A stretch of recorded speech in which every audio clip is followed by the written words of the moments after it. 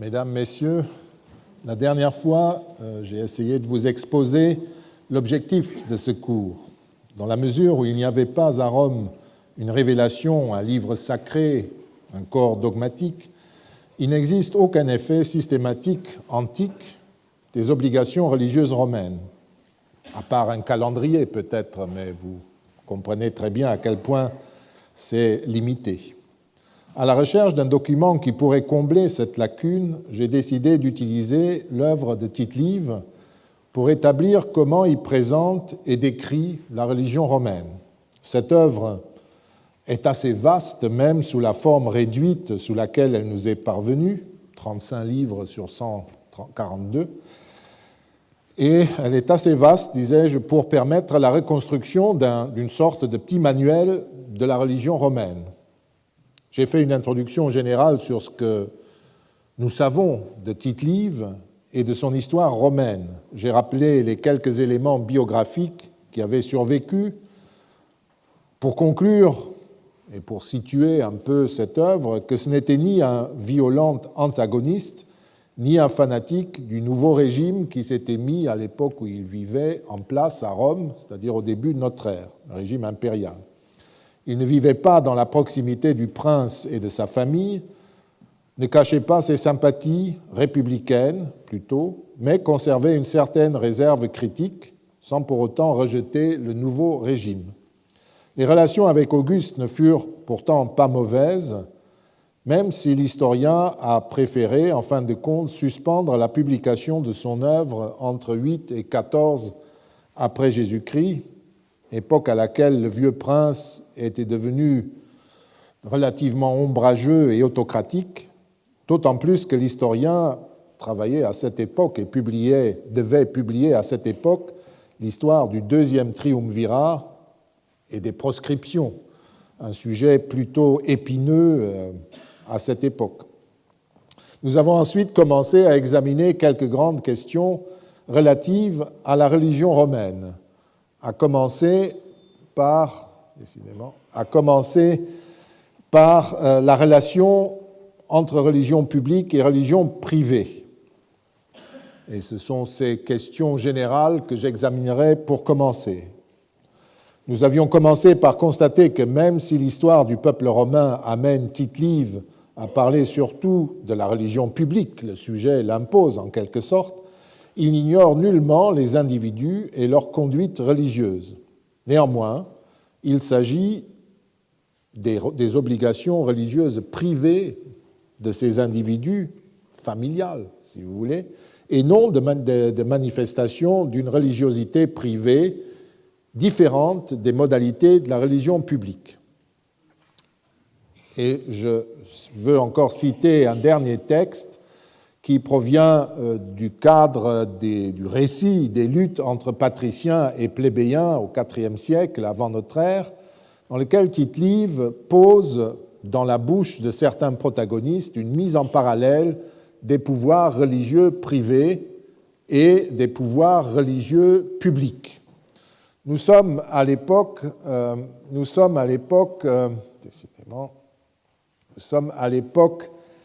de l'ouverture des sacerdoces d'État aux plébéiens.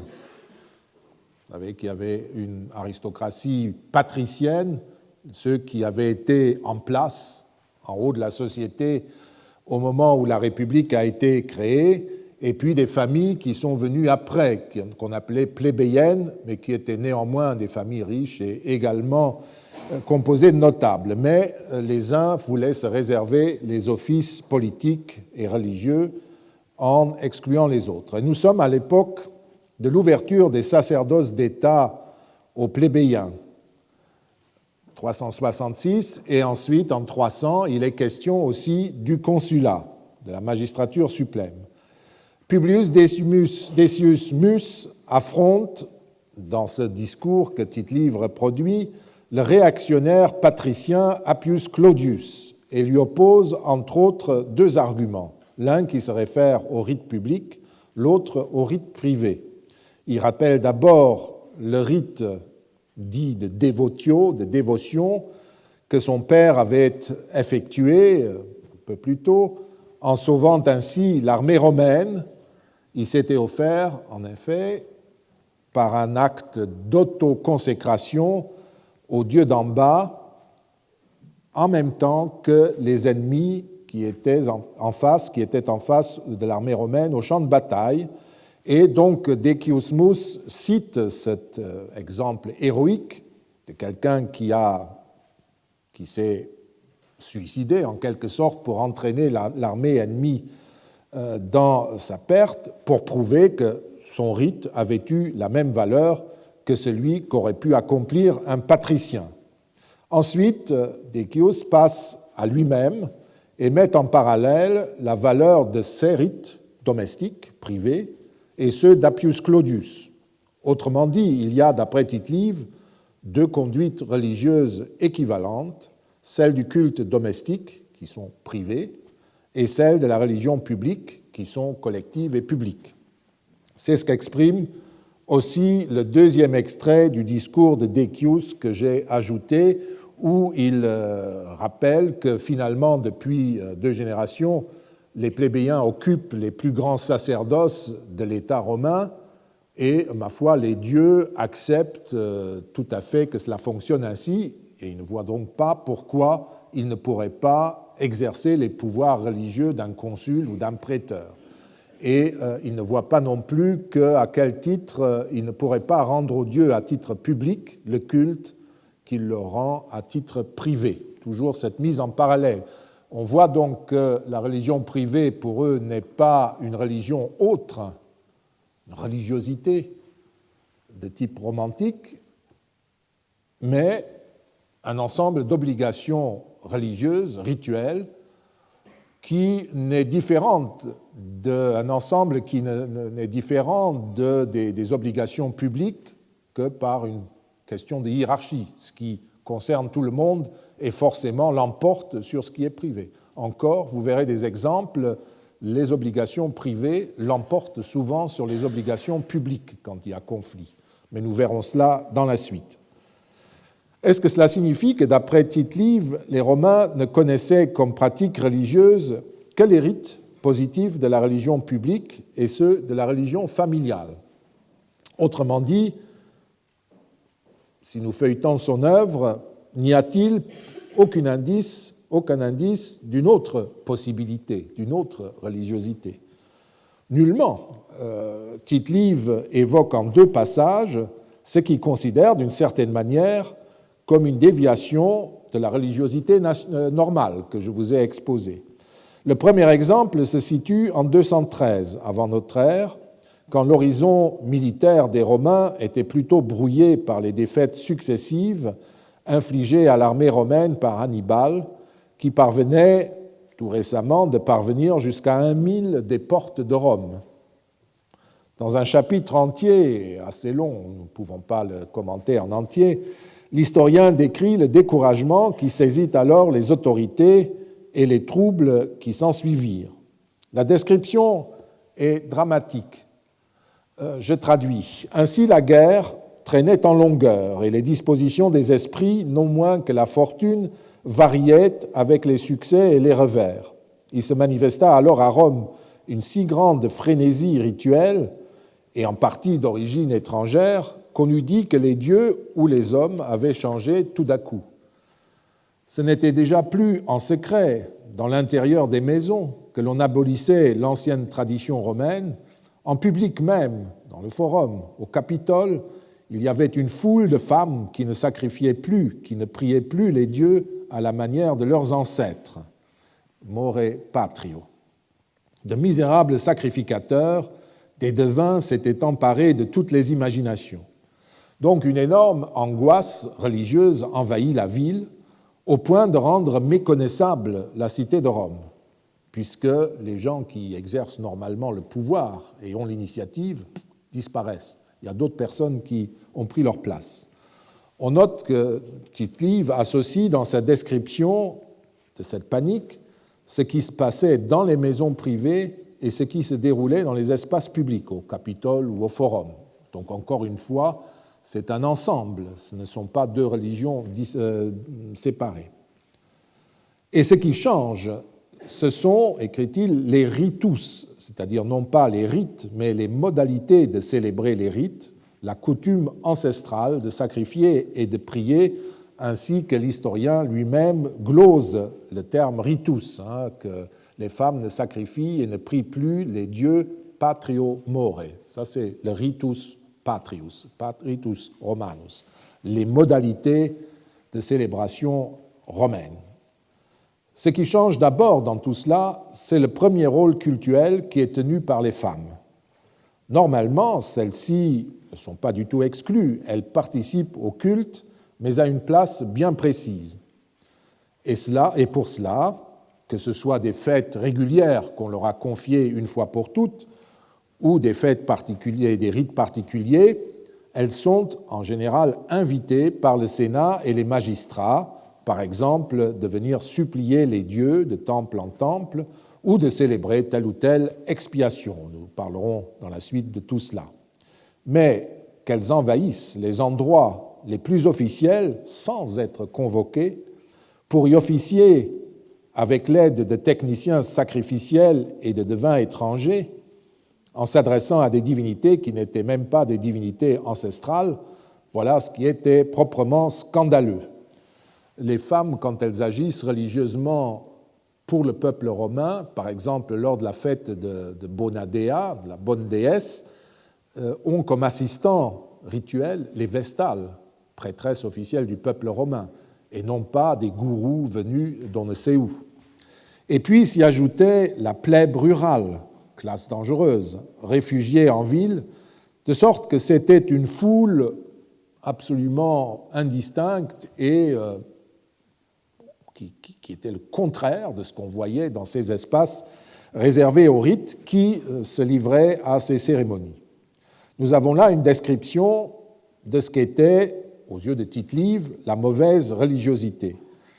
Des personnes non autorisées à agir de façon autonome prennent l'initiative d'actes cultuels, ils sont déterminés par l'angoisse, ils ne devraient pas, ces personnes ne devraient pas être déterminées par l'angoisse, et pour ce faire, ils s'adressent non pas à la tradition, aux autorités ancestrales et aux assistants traditionnels des actes religieux, mais ils cèdent à leurs inclinations personnelles, à leurs angoisses, et s'adressent à des personnes qui n'avaient aucun statut, prêcheurs et charlatans venus d'on ne sait où, et qui exploitaient les superstitions de la foule inquiète.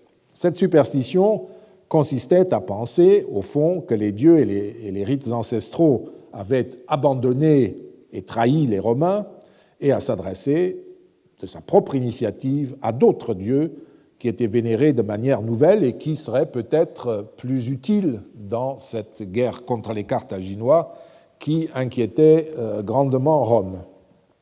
Nous ne sommes pas là, vous le notez, confrontés à une religiosité intériorisée au sens romantique, qui cherche le salut de l'âme immortelle, mais à des initiatives personnelles qui sont contraires aux traits collectifs de la piété antique et qui aussi visent malgré tout, visent le même objectif, c'est-à-dire le salut collectif. Il ne s'agit pas de sauver son âme dans l'au-delà, il s'agit d'assurer ici et maintenant le succès de la nation romaine. Mais cette attitude-là est strictement repoussée par l'historien comme une déviation. Son récit décrit ensuite la réaction des Romains de bonne aloi. Je reprends la traduction. D'abord, les gens de bien, les boni, s'en indignèrent en secret.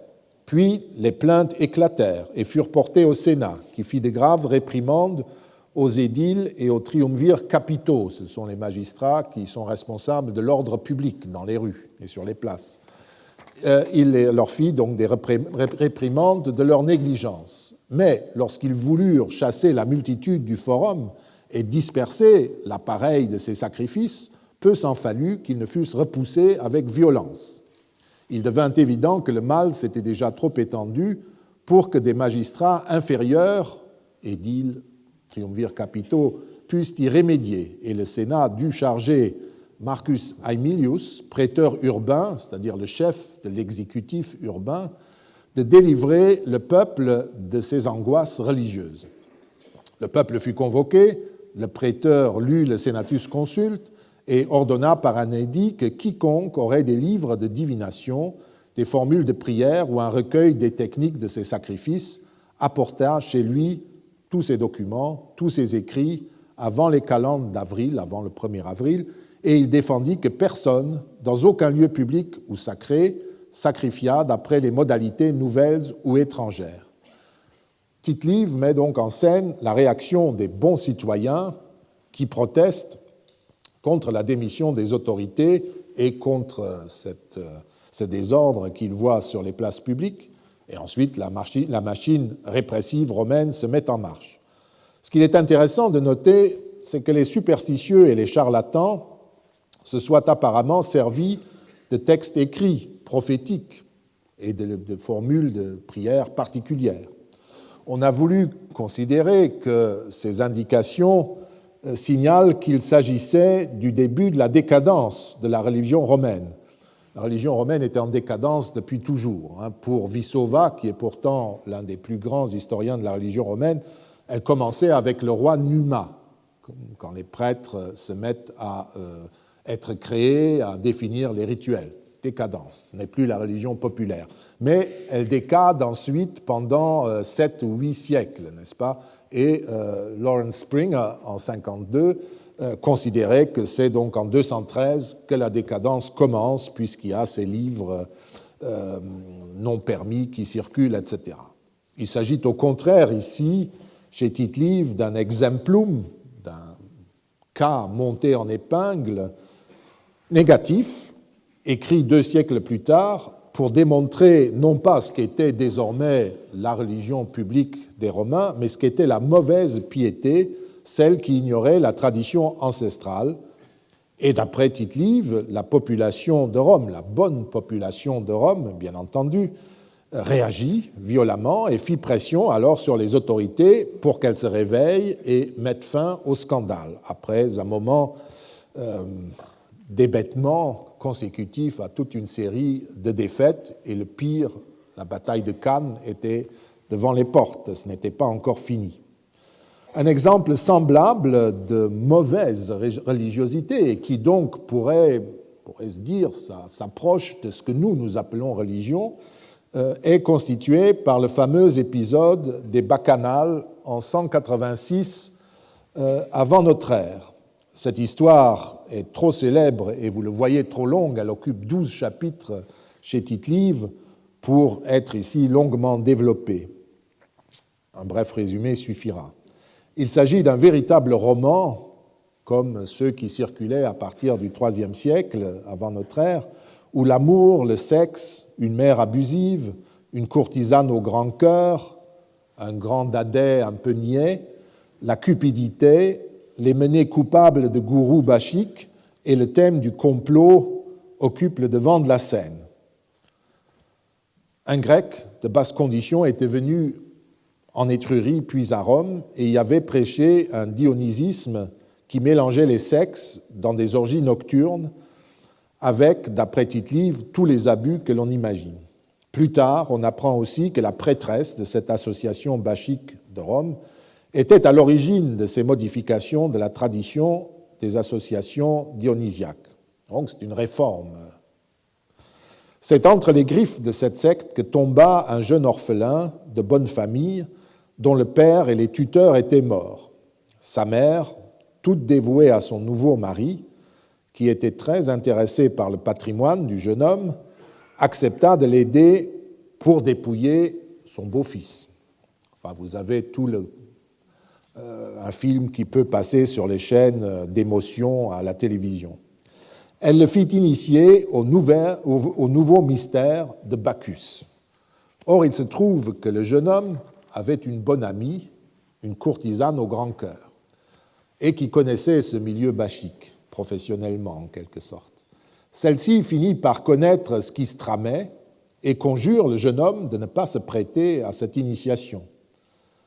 Quand il le fit, il fut chassé de la maison de son beau-père. Se réfugier, c'est sa tante, une dame d'une fermeté toute antique, qui s'enquit des raisons de ce drame et finit par apprendre tout de la bouche de la courtisane. En fait, les jeunes gens risquaient en entrant dans ce milieu, leur honneur et même leur vie. C'est bien pour ça que le beau-père l'avait orienté vers ça. L'affaire fut révélée par la tante à l'un des consuls qui fit une enquête et consulta le Sénat. L'affaire de la conjuration des bacchanales était née.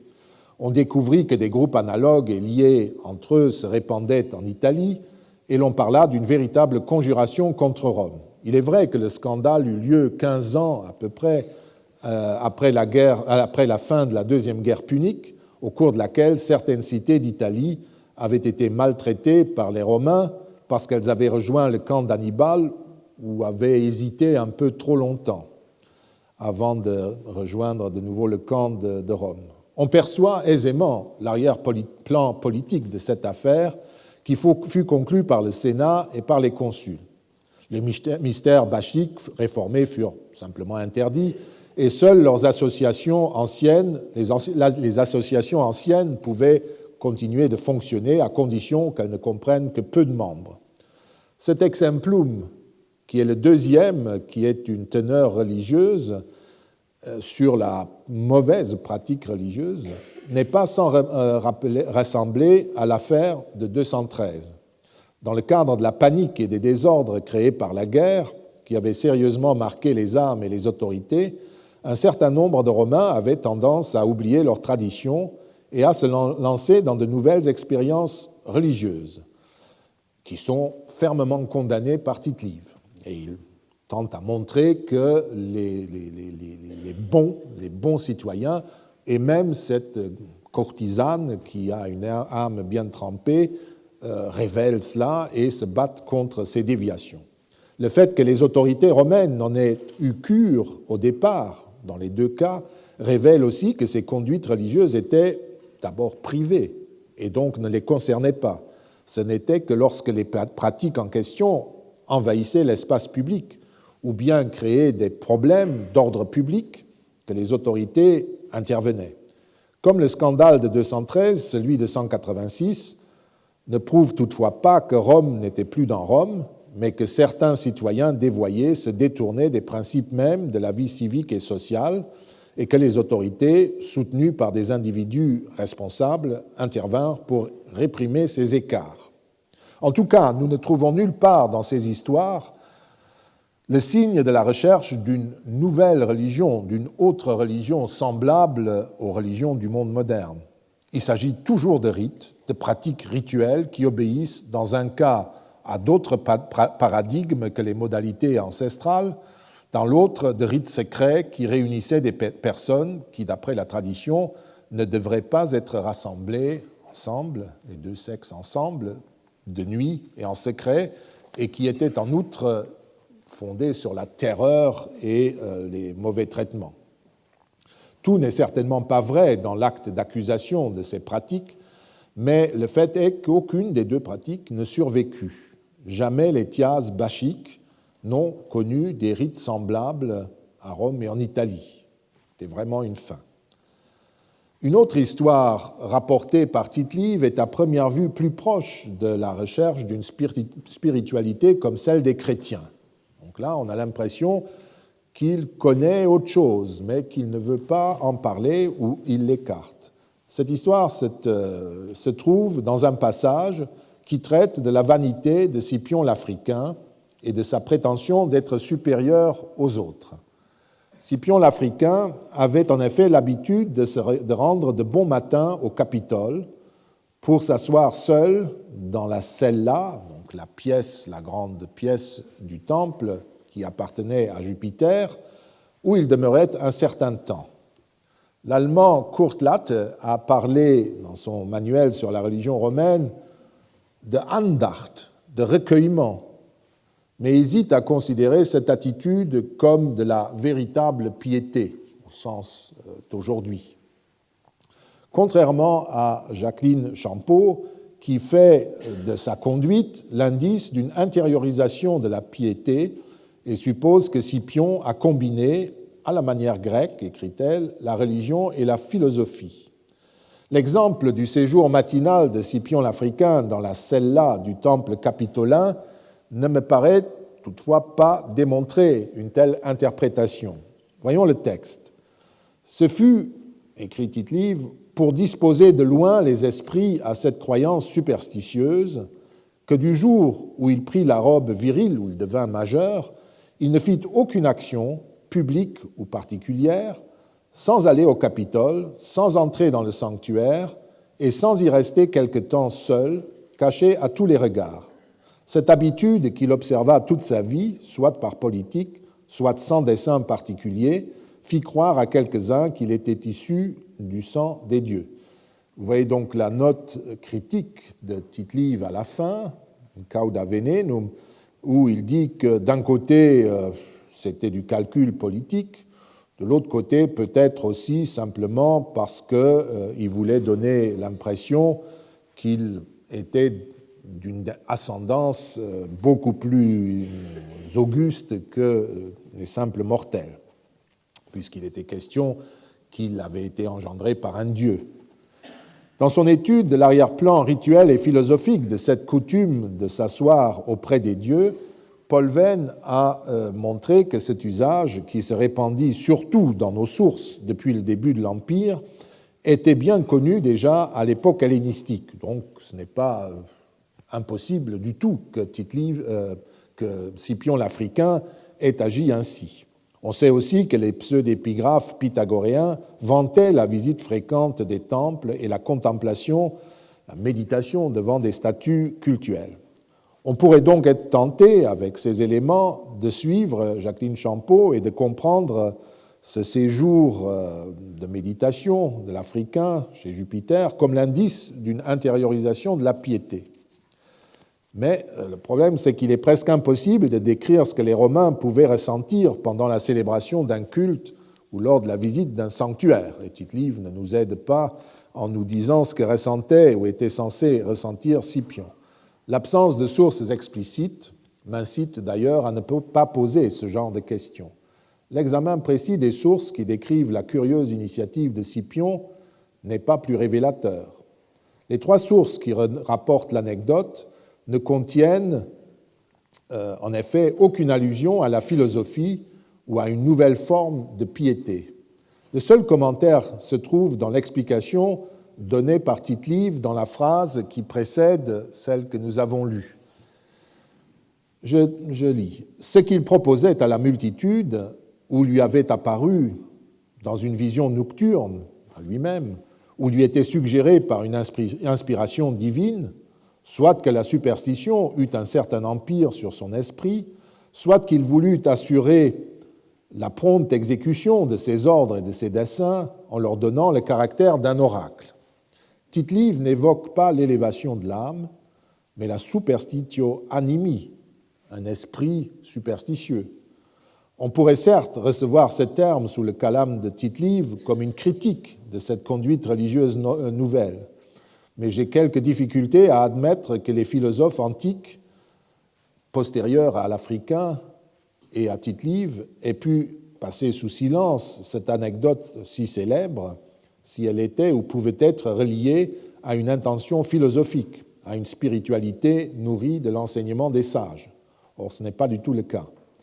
C'est en fait une fois de plus, la tradition qui fournit la réponse à notre interrogation. Il faut toujours chercher le rite.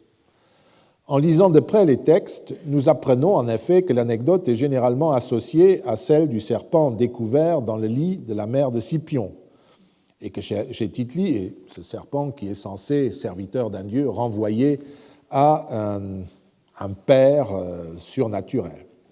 Et nous apprenons aussi que chez Tite-Live, la considération précède l'habitude capitoline et la rumeur sur son origine divine. Dans l'esprit des anciens, les deux histoires sont manifestement liées et signifient uniquement que l'Africain désirait ainsi proclamer son origine divine.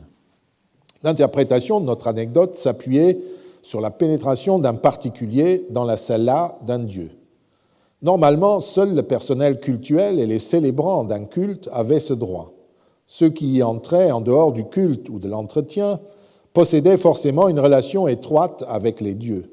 C'était par exemple le cas pour les statues des autres divinités qui pouvaient se trouver près de la statue du titulaire du temple, et depuis le début de notre ère, C'était aussi le cas, pas toujours, mais le cas pour certains des divis, des empereurs divinisés, qui pouvaient demeurer dans la cella du temple, dans une niche par exemple, ou dans une petite chapelle latérale. Dans notre anecdote, il ne s'agit pas d'un séjour permanent dans l'espace réservé à Jupiter, mais en fait d'une présence relativement courte, du même type que celle des célébrants. En outre, Scipion fait ce séjour seul et tôt le matin. Malheureusement, Tite-Live ne nous dit rien de précis sur un acte cultuel. Alors comment faut-il comprendre sa visite? Comme un nouveau type d'acte cultuel ou comme un comportement traditionnel? Le droit de pénétrer dans la cella du temple est une question compliquée que je ne suis pas certain de toujours comprendre. Une fois éliminés les témoignages qui peuvent être expliqués à partir de l'ambiguïté des termes employés, il subsiste un certain nombre de passages qui mentionnent l'entrée et le séjour de mortels dans la cella. L'ambiguïté des termes, par là j'entends par exemple le terme templum, qui signifie espace inauguré, ou bien enceinte cultuelle, ou encore édifice servant d'habitat à une divinité. Donc parfois le texte est si ambigu, vous ne savez pas si votre célébrant, votre personne est dans le temple ou dans l'enceinte globale du temple ou dans un portique, on ne peut pas. Mais en excluant cela, il reste quand même un certain nombre de passages qui mentionnent l'entrée ou le séjour de mortels dans une cella, disais-je.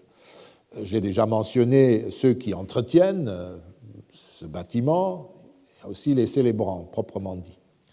Puis il y a d'autre part des situations plus étranges, comme les séances du Sénat, qui se déroulent dans certains temples et qui posent ce genre de problème, indépendamment de la difficulté matérielle de faire tenir plusieurs centaines d'individus dans des locaux parfois exigus. Évidemment, dans ces cas, nous pouvons constater que la délibération des sénateurs se fait sous le regard des divinités concernées, qui participent en quelque sorte au débat dans un domaine de compétence qui est le leur. Quand on se réunit chez Jupiter, il s'agit du gouvernement. Quand on se réunit dans le temple de Bellone, il est souvent question de la guerre, etc. Donc on perçoit des raisons, mais on ne voit pas comment les sénateurs peuvent envahir un temple comme ça pour s'asseoir dans un espace dans lequel on ne pénètre pas si on n'a rien à y célébrer ou à y faire qui est utile au temple et à la divinité. D'autre part, je me demande si on ne sépare pas trop fermement dans nos manuels, où on dit toujours ce que je vous dis, l'occupation des locaux sacrés du culte quotidien. On dit toujours que pour ces occasions hautement publiques, les magistrats célébrant un culte, ou même le Sénat, va dans un temple, s'y assied ou accomplit des rites religieux.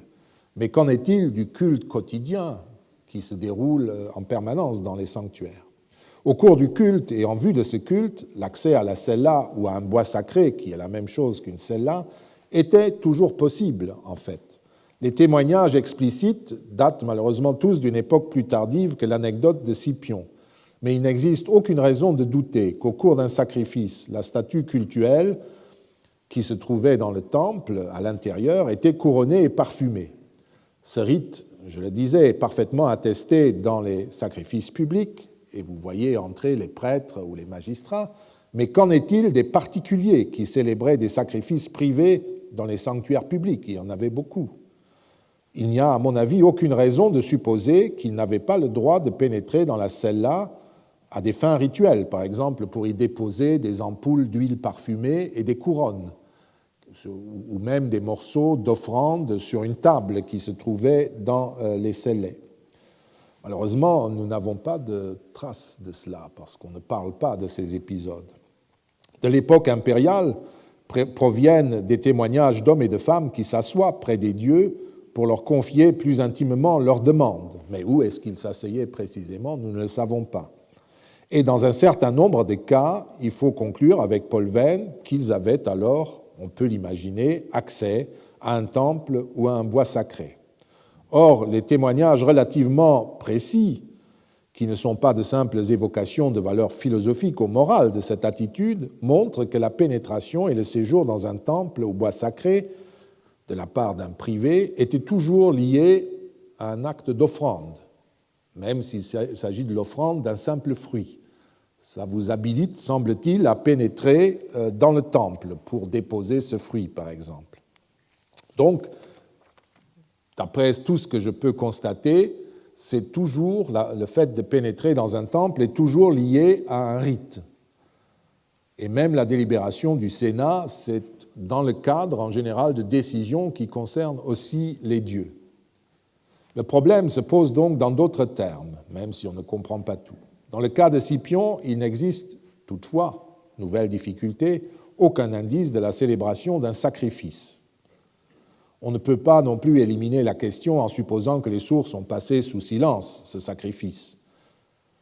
Une supplication où on va chez les dieux, on fait un geste minimal, offrande de vin et d'encens, serait possible, mais les sources n'en donnent pas non plus l'indice, d'autant plus qu'il s'agit d'un rite très particulier et collectif. On va en foule supplier les dieux.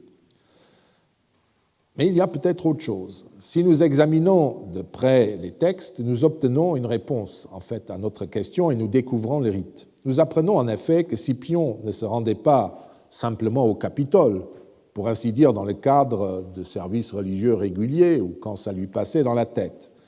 Tite-Live, que Valère Maxime et Cassius Dion citent littéralement, écrit « Il ne fit aucune action, publique ou particulière, vous vous rappelez, sans aller au Capitole, sans entrer dans le sanctuaire. Scipion n'agit de cette manière que s'il devait accomplir un acte quelconque au cours de la journée, et il le fait en vue de cet acte. Aulus Gellius donne l'indice décisif quand il écrit que Scipion se conduisait ainsi comme s'il débattait avec Jupiter de la res publica, et montre que les anciens comprenaient le séjour de l'Africain dans le temple comme une sorte de consultation divinatoire. Scipion consultait Jupiter avant toute action et décision, publique et privée, ainsi que le faisait chaque Romain respectueux des dieux et de la tradition. Ce n'est d'ailleurs pas cette consultation qui surprenait les Romains et donnait lieu à une interprétation partisane, mais la manière ostentatoire dont il faisait cette consultation. Comme l'écrit Tite-Live au tout début de ce passage, en effet, Scipion n'était pas moins admirable par des talents véritables que par le grand art de les faire valoir, qu'il cultiva dès sa jeunesse. Il avait le génie de la communication, dirions-nous aujourd'hui. Ni Tite-Live ni Aulus Gellius ne mentionnent qu'il s'agissait d'une pratique exceptionnelle et soulignent la longue durée de ce séjour. Toute l'anecdote est même construite autour de cette durée. D'autre part, Gellius écrit que Scipion se rendait au Capitole noctis extremo, à la fin de la nuit, ce qui signifie que sa consultation se déroulait au même moment que la prise des auspices, après minuit ou à la troisième veille, quand les magistrats prennent les auspices, peu avant le lever du jour. Vous avez les termes techniques silentio surgere, post mediam noctem, après minuit. C'est à ce moment-là que les magistrats consultent les dieux. Et c'est à ce moment-là que notre ami se rend également au Capitole pour sa consultation. Son comportement, en fin de compte, était exceptionnel en ce qu'il était fréquent et qu'il se déroulait toujours au même temple, le temple capitolin, qui n'était pas un temple anodin. Les commentateurs anciens interprétaient cette fréquence, le choix sans doute exclusif et de toute façon spectaculaire du temple de Jupiter, comme une prétention à l'ascendance divine, tout comme l'histoire qu'on racontait sur la mer du grand homme. En tout cas, vous le voyez une fois de plus, il ne peut pas être question d'une autre forme de piété, d'une nouvelle piété. C'est plutôt dans l'annonce du culte impérial que moi je verserai l'anecdote. Après ce premier point sur l'opposition entre religion publique et religion privée, demandons-nous maintenant comment cette religion est née, toujours d'après Tite-Live. J'ai déjà souligné en commençant que la religion romaine n'est pas une religion révélée, mais qu'elle constituait un système de rites célébrés d'après la coutume ancestrale. Ce système rituel a été fondé par les ancêtres, dans le lointain passé, et non par la volonté d'une divinité qui se serait montrée maintenant ou dans le passé. Dans la partie mystique, certainement ce n'est pas mystique, dans la partie mythique de l'histoire romaine de Tite-Live, nous voyons Romulus agir tout de suite religieusement, sans qu'il fût question de la fondation des rites et des cultes qu'il célèbre. Romulus prend tout de suite les auspices, il sacrifie à Faunus au cours des Lupercales, qui sont censés remonter aux premiers occupants du site de Rome, les Arcadiens, qui les avaient apportés de chez eux, etc. Des fêtes existent déjà, comme celle des Consualia, en l'honneur du dieu Consus, de l'engrangement des récoltes, pendant lesquelles furent enlevées les Sabines au Grand Cirque. Des fêtes ancestrales, mais de fondation religieuse, pas un mot, si ce n'est pour le culte d'Hercule au Grand Autel, qui fut fondé par les héros lui-même quand il passa par Rome et que Romulus apparemment se contente d'accepter. Le roi fut également le premier à déposer les spoliopimes, c'est-à-dire un trophée constitué par l'armure et les armes du chef tué de sa main, sorte de triomphe primitif, et ensuite il a créé quelques temples comme celui de Jupiter Stator ou de Jupiter Feretrius. Apparemment, sous Romulus, des sacrifices existent déjà à Lavinium, où l'ancêtre lointain des Romains, Énée, avait terminé ses errances après la guerre de Troie. Bref, des rites, des dieux, des temples sont là. Romulus et ses compagnons les connaissent. Ils sacrifient, ils accomplissent des rites ancestraux déjà, mais à l'exception de quelques fondations de temples récents, tout cela est déjà présent. C'est en quelque sorte incréé. Tite-Live ne décrit pas la création de ce système réglé qu'on peut appeler religion, mais il parle uniquement de la reprise et du développement limité de ce qui existait déjà, et cela dès le début. C'est sous le roi suivant, le pieux roi Numa, que la religion devint un tout organisé avec ses règles et ses dieux, mais il y met simplement de l'ordre. C'est pour cela que Georges Dumézil comparait toujours, quand on parlait de cosmogonie, il disait toujours que dans certaines mythologies, les cosmogonies se passent dans le ciel, elles sont purement mythologiques, c'est les dieux entre eux qui créent l'univers, etc. À Rome, la cosmogonie se passe sur Terre, sur le forum, entre les 7 collines de Rome. C'est la fondation de Rome. C'est là que le monde commence et tout est déjà là. C'est une sorte de grande méditation, en fait, sur les institutions de la Rome historique. Numa créa donc, fut installé roi par la procédure de l'inauguration, dont nous parlerons, qui consistait à faire approuver le choix du roi par Jupiter, mais sans que nous sachions d'où venait ce rite. Il est simplement déjà là.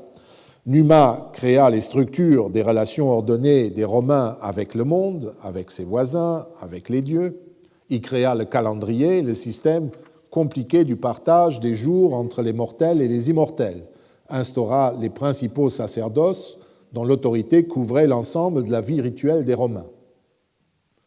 Après ces rois fondateurs, le système religieux se complète sous nos yeux, en partie par des conseils des livres sibyllins que des prêtres spécialisés, les hommes chargés de la consultation de ces livres, interprétaient.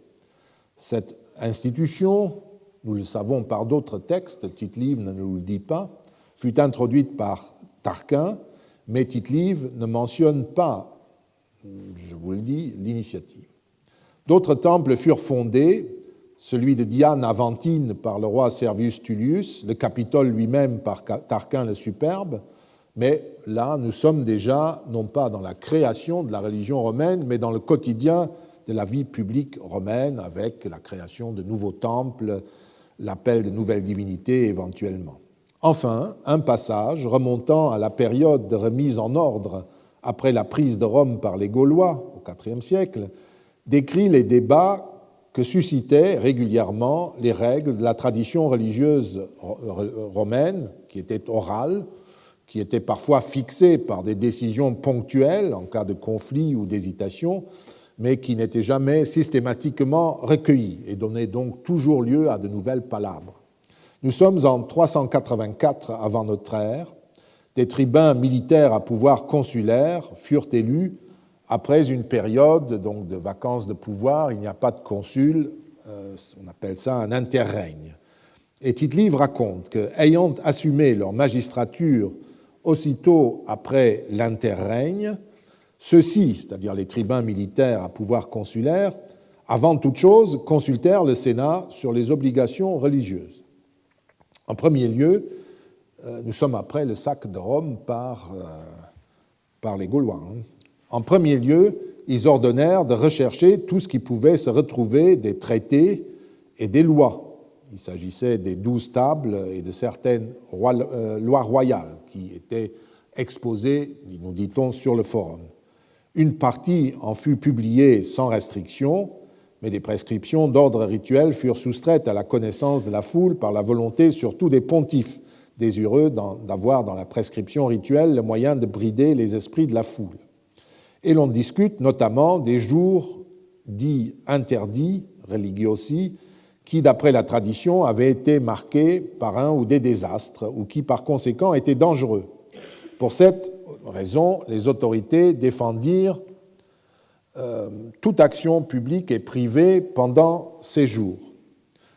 Vous voyez qu'il s'agit de règles relatives au statut des jours du calendrier, dont certains étaient propres aux activités humaines, d'autres étaient réservés aux dieux, certains enfin dangereux et interdits.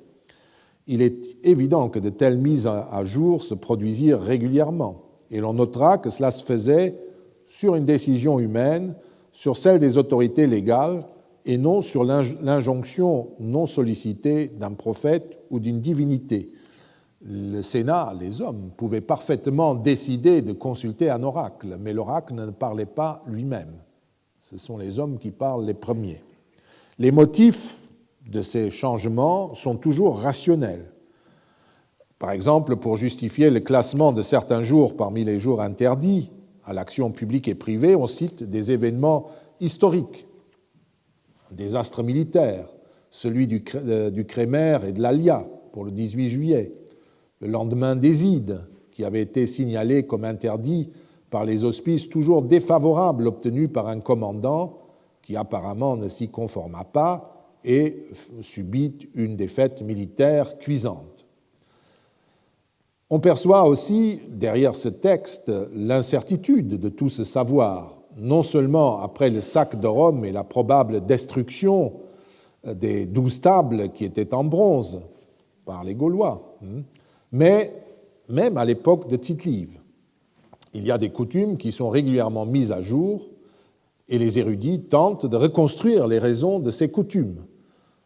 Varron, l'encyclopédiste Varron et Cicéron parlent très souvent, essayent de donner plusieurs interprétations des traditions, parce qu'il n'y a nulle part un tel corps de doctrine.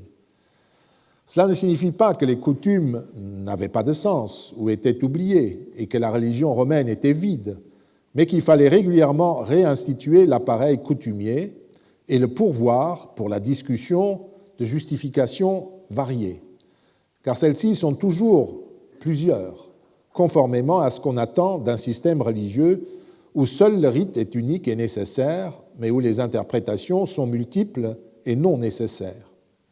Autrement dit, quand nous feuilletons les premiers livres de Tite-Live, le morcellement de ces initiatives, dont beaucoup sont d'ailleurs simplement là, comme les dieux qu'elles concernent, est l'effet d'un système religieux sans révélation et sans dogme. L'essentiel, c'est ce qui est là, c'est-à-dire les rites eux-mêmes, le calendrier des obligations religieuses et la technique qui permet de consulter éventuellement les dieux ou alors de comprendre les prodiges. Il n'y a rien d'autre. Donc il faut bien comprendre cela. On ne trouvera pas chez un Romain un récit du type de la Genèse où Dieu veut que le monde des hommes soit ainsi, en séparant ce qui est dû à lui, ce qui est séparé, ce qui est dû, ou ce que les humains peuvent faire entre eux, pas du tout.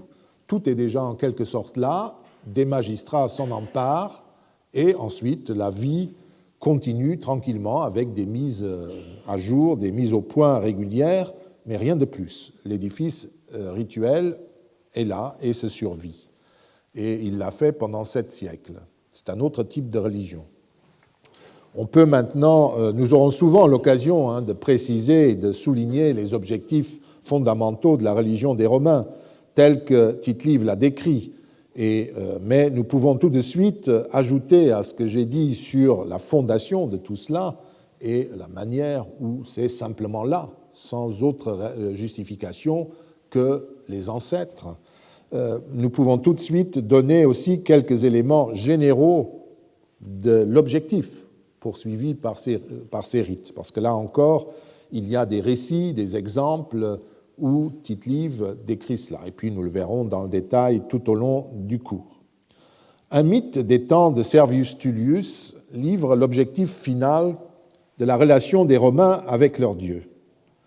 Je traduis. On raconte qu'une génisse d'une taille et d'une beauté étonnante était née en Sabine, chez un certain père de famille. Ses cornes restèrent fixées pendant des générations dans l'entrée du temple de Diane, témoignant de ce miracle.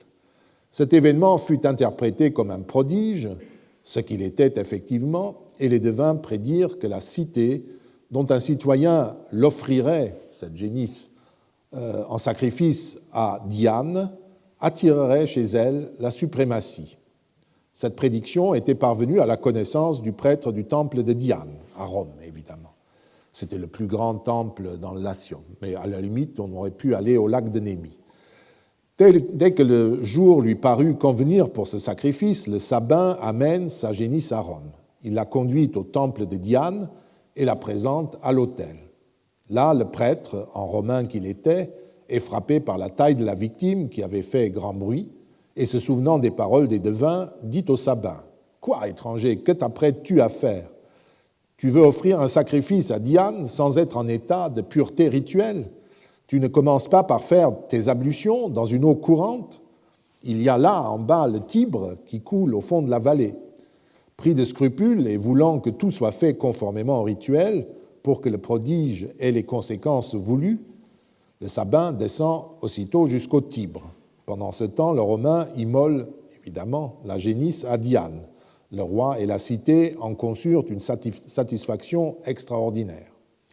Même si cette histoire, racontée rapidement et sans grand détail, comme par allusion, c'est comme un petit poème qui est mis dans le texte par Tite-Live, appartient aux différents signes annonciateurs de la grandeur romaine, elle donne une bonne représentation des fins de la religion romaine. Celle-ci concerne les bénéfices matériels et terrestres des Romains. Ici, la suprématie sur les Latins, dont le temple de Diane était l'un des sièges communs. Dans d'autres récits, c'est la suprématie d'un général, comme par exemple la célèbre histoire du sacrifice de Veille, la ville étrusque à 20 km au nord-est de Rome, où les soldats romains dérobent la fraissure d'une victime qui devait donner la victoire au roi de Veille pour la porter à leur propre général qui l'offre et évidemment prend et détruit la ville. Ou comme tant d'autres épisodes des nombreuses guerres qui marquent l'ascension de Rome. Dans ces exemples-là, il n'est jamais question du salut de l'âme individuelle du citoyen, mais des biens matériels du citoyen, membre de la communauté romaine. Les dieux des Romains participent à cette sorte d'alliance fondée sur le respect réciproque et en vue de biens matériels terrestres. Il suffit pour s'en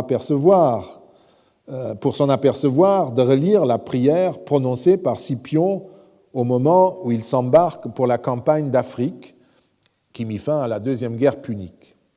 Dieu, déesse qui habitait les mers et les terres, dit-il, je vous en prie, je vous le demande, que tout ce qui se fait et se fera durant mon commandement, mon imperium, pour moi, pour le peuple et la plèbe de Rome, pour les alliés et les latins, pour ceux qui suivent le parti du peuple romain et le mien, mon commandement et mes auspices sur la terre, sur la mer et sur les fleuves, que cela tourne bien. Tout cela, puissiez-vous l'aider, le faire prospérer par un développement heureux. Puissiez-vous, dans nos maisons, ramener mes soldats et moi sains et saufs, ayant vaincu mes ennemis en vainqueurs, ornés de leurs dépouilles, chargés de butin et triomphants. Rendez-nous possible la vengeance contre ceux qui nous veulent du mal et ceux qui nous font la guerre, et tout le mal que le peuple de Carthage s'est efforcé de nous faire à notre cité. Donnez-nous, au peuple romain et à moi, le pouvoir de le faire de façon exemplaire à la cité des Carthaginois. On notera que ceux que les dieux doivent protéger et favoriser, ce ne sont ni les individus ni leur âme immortelle, mais l'entité politique de Rome et de ses alliés. Bref, tout ce qui, politiquement et militairement, est en cause. Autre exemple, cette prière sacrificielle au moment où éclate, en 200, la guerre contre le roi Antiochus. Le Sénat décréta que les consuls immoleraient les grandes victimes aux dieux qu'ils jugeraient à propos de choisir et qu'ils leur adresseraient cette prière. Puissent les projets arrêtés par le Sénat et le peuple romain dans l'intérêt de la République et de la guerre nouvelle qu'ils vont entreprendre avoir pour le peuple romain, les alliés et le non latin, c'est-à-dire les latins, une bonne et heureuse issue. On me dira que dans tous ces exemples, il s'agit de guerre, de départ en guerre, et il est attendu que le bénéfice demandé soit politique et belliqueux. Certes, les Romains étaient en guerre permanente depuis leurs origines, et beaucoup des bienfaits qu'ils demandaient à leurs dieux concernaient effectivement le domaine militaire. Mais je constate deux choses. D'abord, Tite-Live ne rapporte aucune autre prière. Ce sont ces prières-là qu'il rapporte. D'autre part, il ne faut pas s'arrêter au côté proprement militaire de ces textes, mais simplement au fait qu'on demande pour l'entité politique, dans sa plus grande extension, le succès, que ce succès soit militaire ou une autre. J'y vois pour preuve que nous voyons ensuite que la prière de Scipion, que nous avons lue, est très proche de celle qui était prononcée lors des Jeux séculaires sous Auguste, en 17 avant notre ère, et qui devait appeler la bénédiction et la protection des dieux sur la nouvelle génération qui commençait à exister dans l'histoire. Donc, je le citerai, mais c'est exactement le même type de prière, alors que là, nous sommes en paix totale, n'est-ce pas? Ce sont vraiment ce genre de bienfaits. Et pour les Romains, c'est une machine impérialiste. Pour les Romains, le plus grand bienfait des dieux, c'est qu'ils puissent toujours écraser leurs ennemis et rester les chefs. Enfin, les prières des vœux qui étaient formulées chaque nouvel an ou au moment du recensement du peuple romain ne s'en distinguent pas non plus de façon radicale. Ces vœux portaient sur le salut et la réussite du peuple romain dans toutes ses entreprises. Il n'y a pas d'autre piété possible, semble-t-il. Il n'y a pas d'autre vœu religieux possible. Il n'existe pas de témoignage, malheureusement, de cette formule votive en entier, et surtout chez Tite-Live, mais il existe un passage de Valère Maxime, qui remonte très vraisemblablement à l'histoire livienne, qui rapporte une anecdote concernant la clôture du recensement de Scipion l'Africain en 199 avant notre ère. Nous apprenons que dans les vœux le censeur, donc du recensement, le censeur demandait, je cite, que les dieux immortels rendent les affaires du peuple romain meilleures et plus considérables, ce qui prouve une fois de plus que les biens demandés étaient des biens matériels, c'étaient les affaires du peuple romain.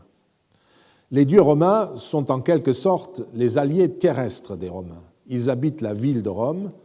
Dans le long discours que Camille prononce en 385 avant notre ère, après avoir défait et chassé les Gaulois pour s'opposer au projet défendu par les tribuns de la plèbe à ce moment-là, c'est-à-dire d'abandonner la ville de Rome qui était en ruine pour s'installer ailleurs, dans ce long discours, le dictateur invoque cette communauté des hommes et des dieux qui est liée au site de Rome. Tout le discours est important, vous pouvez aussi le relire, et tourne autour de cet argument. J'en extrais juste ce passage, c'est au livre 5. « En voyant les effets si grands de la piété et de l'impiété dans les affaires humaines, ne sentez-vous pas qu'Uirith, à peine échappé au naufrage désastreux, suite d'une première faute, quel crime impie nous préparons? Nous avons une ville fondée d'après les auspices et les augures. Pas un coin en elle qui ne soit plein de nos rites et de nos dieux. Nos sacrifices réguliers y ont leur emplacement non moins fixe que leur date. Et ce sont tous ces dieux publics et privés que vous voulez abandonner, et ainsi de suite. Vous noterez qu'une fois de plus, le dictateur Camille parle de dieux publics et privés, et qu'il se réfère aux deux types d'obligations religieuses. Et il n'est pas étonnant que, dans un autre passage, l'historien désigne le public des jeux qui concluent les grands sacrifices de coetus hominum deorumque, réunion des hommes et des dieux. Les dieux habitent avec les humains dans Rome, dans les lieux de culte public, dans les maisons privées, et ils partagent avec eux la vie rituelle et politique. Et bien entendu, les dieux partenaires des Romains les soutiennent dans toutes leurs entreprises terrestres et pour obtenir tous les bénéfices terrestres qu'ils demandent. Nous rencontrerons encore d'autres exemples de ce partenariat, et pour l'heure, ces premières considérations sur l'objectif de la religion romaine peuvent suffire.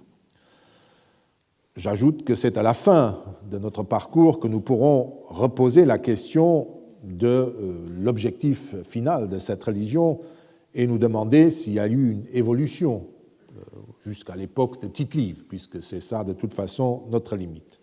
Je vous remercie.